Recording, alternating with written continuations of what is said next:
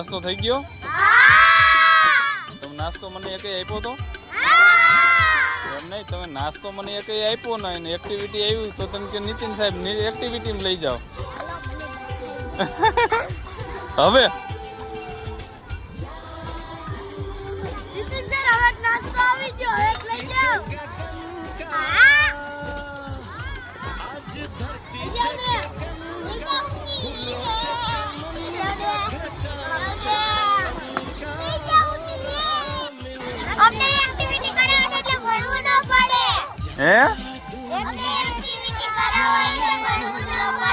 ભણવું તો પડે ને.